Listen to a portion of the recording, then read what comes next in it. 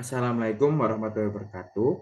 Perkenalkan, saya Raffi Ferkananta dari kelompok 8. Hari ini, kelompok kami akan mempresentasikan tentang jenis perusahaan dan kewirausahaan. Sebelum itu, teman-teman saya akan memperkenalkan diri. Silahkan. Saya Aisyah Fre dengan NIM 141221048. Saya Maulinda Nur Aisyah dengan NIM 141221006. Saya Susila Stiana Baban dengan NIM 14122121052. Saya Nur Hidayat dengan NIM 141221030. Saya Muhammad Dulan Zafri dengan NIM 141221031.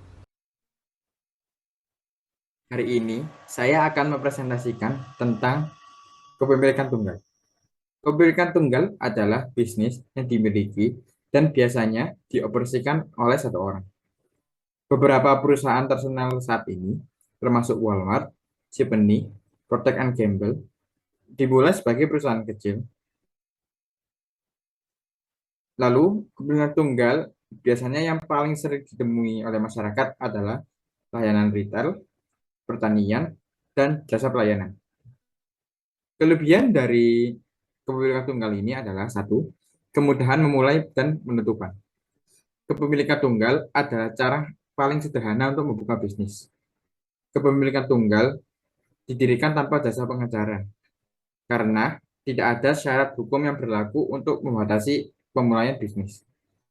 Dan jika perusahaan tidak berhasil, maka pemilik perusahaan hanya perlu membayar kreditur sebesar kegagalan perusahaannya sendiri. Yang kedua adalah kepegangan kepemilikan. Pemilik tunggal yang sukses seringkali sangat bangga dengan pencapaiannya, dan memang seharusnya begitu.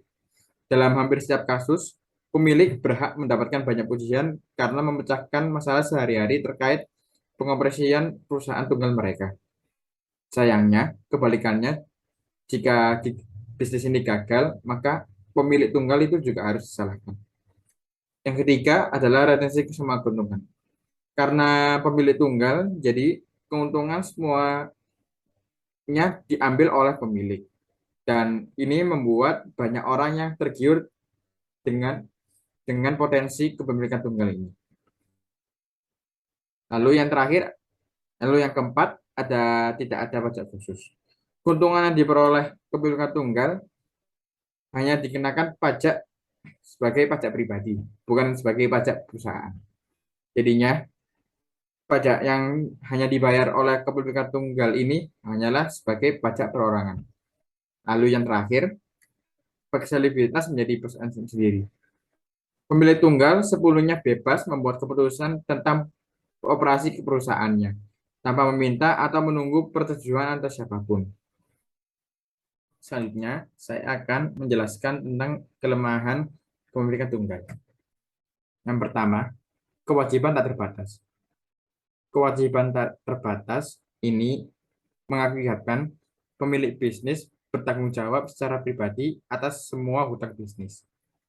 Tanggung jawab tak terbatas juga merupakan faktor utama yang cenderung menghalangi calon pengusaha dengan kekayaan pribadi yang besar untuk menggunakan bentuk pemilik tunggal dari organisasi bisnis. Tanggung jawab tak terbatas juga merupakan alasan mengapa banyak pemilik tunggal beralih ke bentuk kepemilikan perusahaan atau jenis organisasi bisnis lainnya ketika perusahaan tunggal mereka menjadi sukses. Lalu yang kedua, kurangnya kontinuitas. Secara hukum, pemilik tunggal adalah bisnis. Jika pemilik tunggal itu pensiun, meninggal, atau dinyatakan tidak kompeten secara hukum, maka bisnis itu pada dasarnya tidak ada lagi. Lalu yang ketiga, kekurangan uang.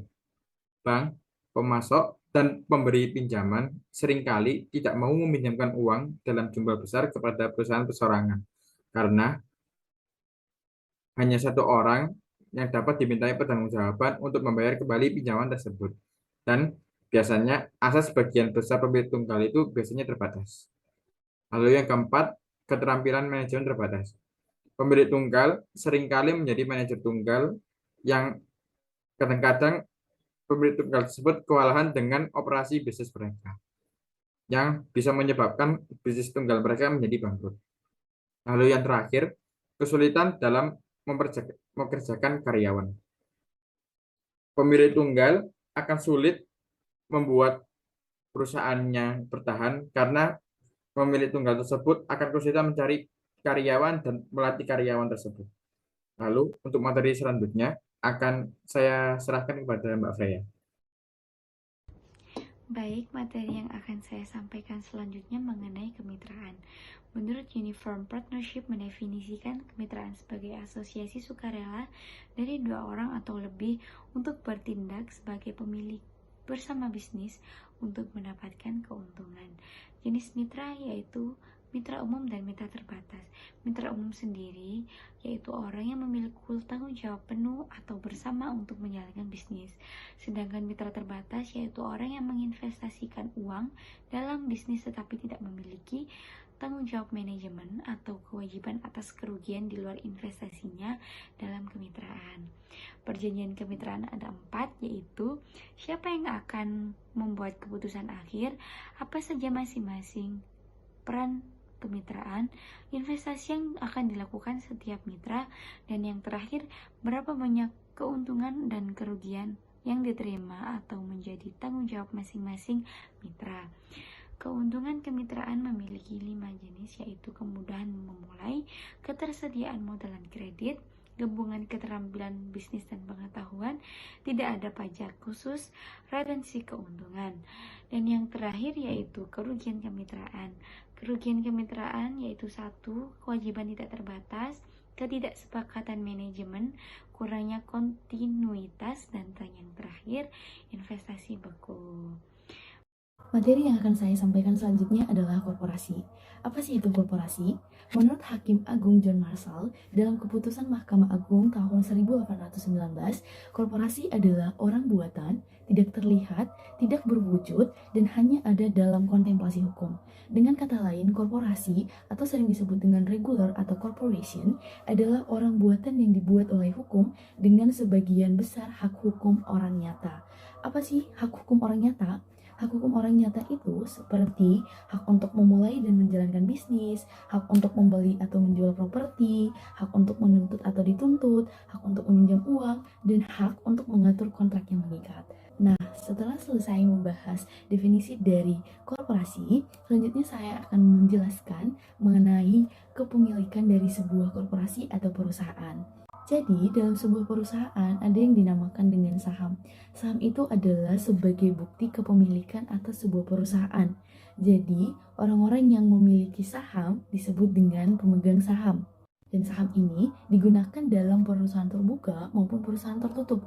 Maksudnya gimana gitu? Jadi, dalam perusahaan terbuka itu sahamnya dapat dibeli dan dijual oleh siapapun. Contoh perusahaannya seperti General Electric, Microsoft, Apple, dan lain-lain. Dan sedangkan di perusahaan tertutup, itu sahamnya biasanya dimiliki oleh pribadi dan dimiliki oleh relatif sedikit orang dan tidak dijual kepada masyarakat umum. Contohnya seperti perusahaan Mars yang terkenal, yaitu dengan produknya seperti Snickers, Dove, Milky Way, dan permen coklat lainnya. Nah, setelah selesai membahas mengenai kepemilikan dari korporasi, selanjutnya saya akan menjelaskan mengenai hal-hal yang perlu diperhatikan dalam membentuk korporasi. Yang pertama adalah tempat untuk dimasukkan. Maksudnya adalah sebuah bisnis atau sebagian besar usaha kecil dan menengah itu didirikan di negara bagian di mana mereka melakukan bisnis paling banyak. Artinya adalah pendiri perusahaan besar atau mereka yang akan melakukan bisnis secara nasional cenderung sering membandingkan manfaat yang diberikan berbagai negara kepada perusahaan. Oke, yang kedua adalah piagam perusahaan. Jadi piagam perusahaan ini dihasilkan setelah anggaran dasar disetujui dan mereka menjalin kontrak. Anggaran dasar ini mencakup informasi seperti nama dan alamat perusahaan, nama dan alamat pemilik perusahaan, tujuan korporasi, jumlah maksimum saham, hak dan keistimewaan pemilik saham, dan jangka waktu keberadaan korporasi. Yang ketiga adalah hak pemegang saham. Jadi terdapat 2 jenis pemilik saham atau pemegang saham.